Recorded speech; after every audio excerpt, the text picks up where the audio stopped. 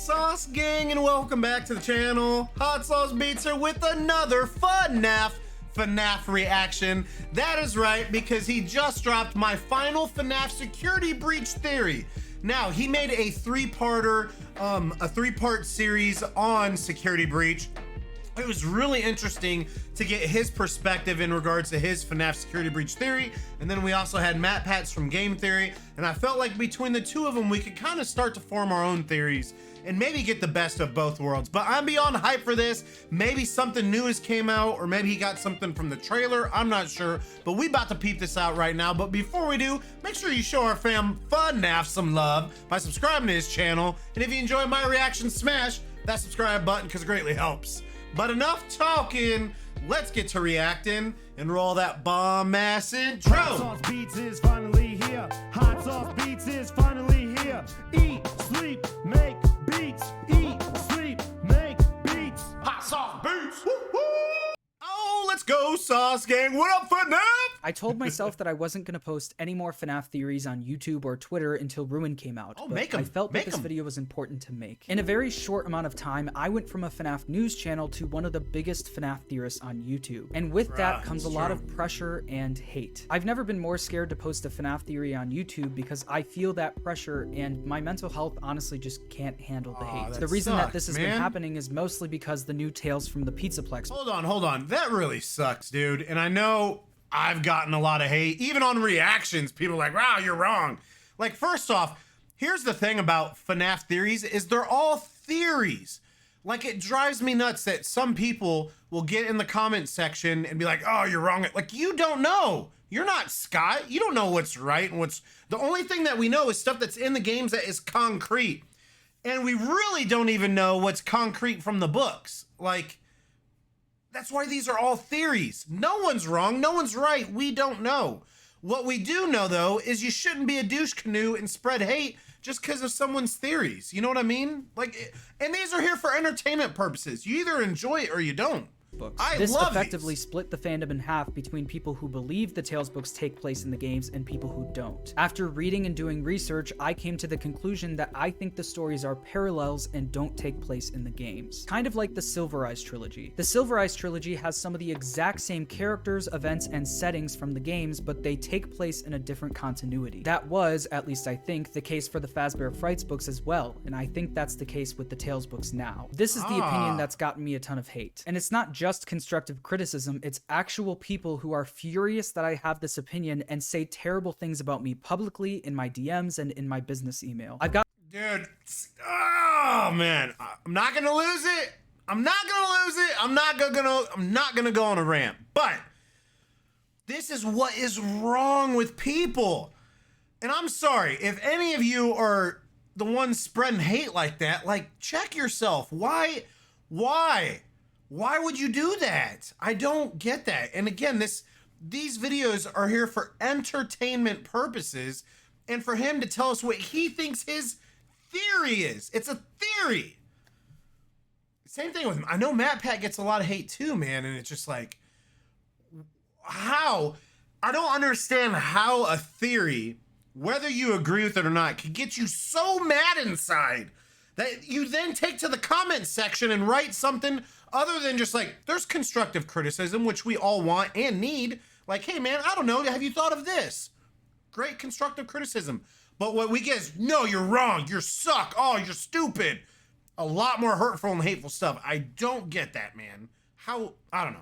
Gotten a lot of comments saying that I'm a prominent theorist in the community now, and because of that, I'm misleading people into thinking these books are parallels. And I want to say that I never make a theory video just to be contrarian or to try and spread misinformation. Most of the time, cough cough, I genuinely believe what I'm saying, and I'm not going to say something I don't believe just because you think I'm wrong. Theorizing about this franchise is supposed to be fun, but recently it's turned into unhealthy debate and making people you disagree with look dumb, especially on Twitter. Like I said, I'm not going to change what I say just because because someone thinks I should believe what they believe. And beyond saying it's just a theory, I don't think what people choose to believe is a YouTuber's responsibility. But I do understand where the people who say this come from. I very quickly became a prominent theorist in the community, and I understand that my videos may drown out other people's theories. And I think the right thing for me to do in this situation is to encourage people to look at different perspectives. Yes! So I encourage you to check out other theorists in the community. Rye Toast and ID's Fantasy are probably people you've already heard of. So, a lot of you guys, especially Rye Toast, have recommended Rye Toast. I know I need to check them out too. Obviously we religiously watch game theory too, so. But there's also people like The Ozone, who makes great videos, and also Impulse Evan 37, who likes to review and react to my theories. And although he may disagree with me heavily most of the time, he's always respectful about it. I don't agree with a lot of these people's theories, but I still respect them, and I think you should check them out too. And not to mention, there's so many other theorists on YouTube, Reddit, and Twitter that are just as valid as anyone else. There are reasons that I say the things I do in my theory videos, especially when it comes to if the Tales books actually happened in the games. I'm sure you've heard about the Mimic by now, a killer robot that loves dressing up in costumes and holding a white tiger plushie in its hand. There's many reasons why I believe the Mimic to be a parallel of Glitchtrap and possibly Baby. The Mimic in the books has not once said anything about wanting to mimic William Afton, and it also has never taken the form of a bunny, at least yet. Two very important things that would connect it to Glitchtrap. The Mimic primarily presents itself as a white tiger in the books, just like the white tiger plushie that it liked carrying in its hand. The reason that I think this is a parallel to the games is because Glitchtrap literally turns into a rabbit plushie at the end of Help Wanted. Glitchtrap also tells Vanessa to make a bunny costume, just like how the Mimic likes wearing costumes in the books. And what do you need to do to talk to Glitchtrap in Help Wanted? Put on the Vanny mask and hold the bunny plushie in your hand, just like how the Mimic likes wearing costumes and holding the white tiger plushie. And here's the other thing too, fam, that we all need to take into account, especially with the books.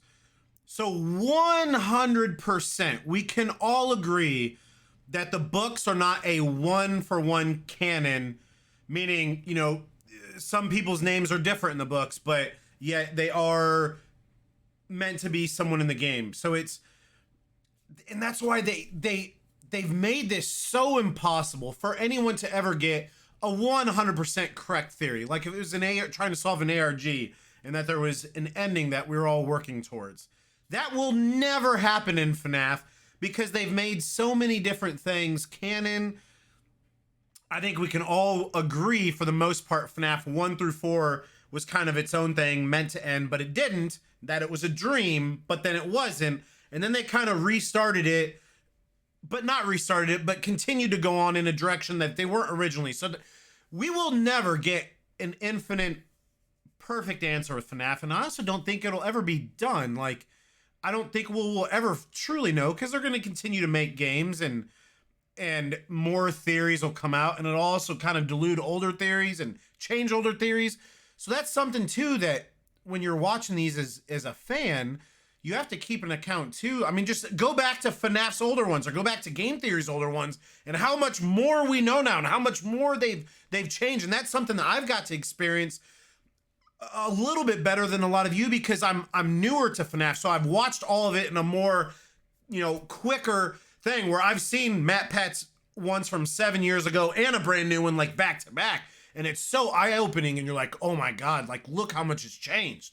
We all have to keep that in mind. Happens in the books and the games are similar, but look a little bit different. Edwin, who built the Mimic in the books, I think is a parallel to Henry. Henry and Edwin both have one kid. Both kids die tragically. Edwin built a robotic vacuum cleaner. We see this robotic vacuum in Henry's Pizzeria in FNAF 6. Although it may not connect 100%, the connections go on and on. I think that the original Mimic that Edwin built in the books is a parallel to Baby. I think this because the first costume that the Mimic puts on in the books, I'm not sure how I feel about that, but I was shaking my head. I know that's what he thinks. Look like. Fazbear Entertainment workers were sent to Edwin's abandoned warehouse to collect the Mimic, just like how there were Fazbear Entertainment workers sent to the abandoned sister location bunker in Night 4. It sounds like someone else is in the building. The Mimic kills one of the Fazbear workers by hanging him on a clothes hanger, which is similar to how the workers in the sister location bunker died. The Mimic can mimic people's voices, something that Baby does in sister location. We need you so that we can leave. We need you so that we can leave. The Mimic was left behind by Edwin, which is something that Baby said happened to her. What is bad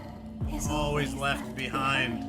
Minor spoiler for the newest Tales book, but in the story Tiger Rock, the white tiger takes the form of a clock. The white clock had a face, not just a clock face, but an actual face. The clock had 2 eyes, a round black nose, and a wide, toothy smile. It appeared to be made of metal, and the face was outlined in black. The clock then goes on to open its eyes to reveal 1 blue eye and 1 green eye. Does this sound familiar? Well, that's because in Sister Location, we get a big white clock outlined in black with Baby's face on it. The tiger animatronic in the books has 1 blue eye and 1 green eye. Baby's eyes were originally blue before turning to green after she killed Elizabeth. It's connections like the clock that are so specific that it's hard for me not to point it out. Could it mean nothing? I'll agree. Maybe, but I think it's fun and valid to It point is out tough. nonetheless. So if this virus that is ruining the Pizzaplex in the books is a mimic virus, and I think the mimic in the games is Baby, the virus that we see in the games must have come from Baby in some way. This is how I got to the connection with the chip in Baby's arm. Her whole speech in Night 5 of Sister Location is all about that chip. She tells us to save what is good, aka the chip. I want you to save Not what is good, though.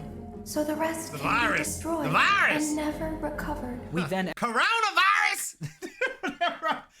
I don't know, something about Cardi B saying coronavirus just warms my soul, dude. enter a very long passcode to get to that chip. There is a passcode that you must enter before you can retrieve me. It's not until we take that chip that she says we can destroy her body. I want you to destroy this body. A lot of people said that that chip is just so she can keep communicating with us, since she tells us to put it into hand unit. Put the card into your handheld device, and I can continue to speak to you. But it was more than that. The reason she's able to still speak with us when we put the chip into hand unit is because she is inside that chip. I She agree. literally tells us by grabbing that chip, we are retrieving her. There is a passcode that you must enter before you can retrieve me. This is why, throughout Sister Location, Baby always talks to us as if Elizabeth is a separate person. Isn't this why you came here? To be with her again? I still hear her sometimes. But in FNAF 6, once that chip is out of Baby, she's now talking as if she is Elizabeth. I will make you proud, Daddy. That virus was taking over Baby throughout the entirety of Sister Location. But now that virus resides in Hand Unit, the thing we plugged the chip into. And once Michael gets scooped, I can't imagine that he took Hand Unit with him when he left. So that must mean that Hand Unit with the chip in it must still be in that Sister Location bunker for Fazbear Entertainment to find. In Help Wanted, we learned that the developers of the VR game scanned some old circuit boards into the game to cut corners on development. And the voice that narrates that game sounds very familiar. Welcome to the Freddy Fazbear virtual experience. Welcome to the first day of your exciting new career. I think in order to get a narrator voice for the game, they scanned the circuit board from Hand Unit into the game. And they got Hand Unit's voice, but they also got the virus from that chip along with it. Whether you agree God, with me he's or so not, good, I dude. think that chip that was stuck into Hand Unit is a big loose thread that I don't think ends with Michael getting scooped. In the books, we learn that Fazbear Entertainment built a bunch of version 2s of the original Mimic that are now presumably being used for the Glamrock animatronics. And if I'm saying that the original Mimic in the game was a Funtime animatronic, and the main feature of the Funtimes that no other animatronic in this series has is stomach hatches, that would mean that Fazbear Entertainment's version 2s of the Funtimes are the Glamrocks, who also have the one feature that only the Funtimes possess, stomach hatches. Gregory even jokes about becoming a meat pretzel at the beginning of the game, which is how Elizabeth died. Okay, but you better be careful moving around. I don't want to be crushed and twisted into a meat pretzel.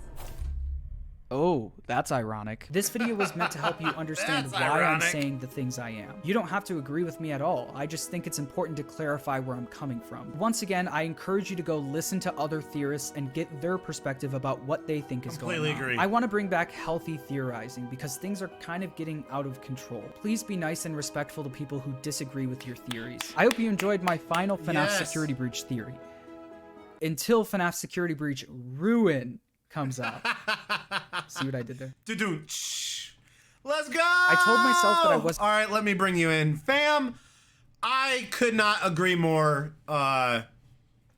with FNAF and everything he said, dude. It's just, again, all this is meant for entertainment purposes. You're supposed to enjoy this. Like, I think that's something that hopefully I'm putting through the camera when I do these reactions. Like, I react to stuff that I truly love and truly enjoy, and FuhNaff and MatPat, like, I truly enjoy their videos, even though a A lot of times I won't, you know, agree with MatPat, or I won't agree with FuhNaff.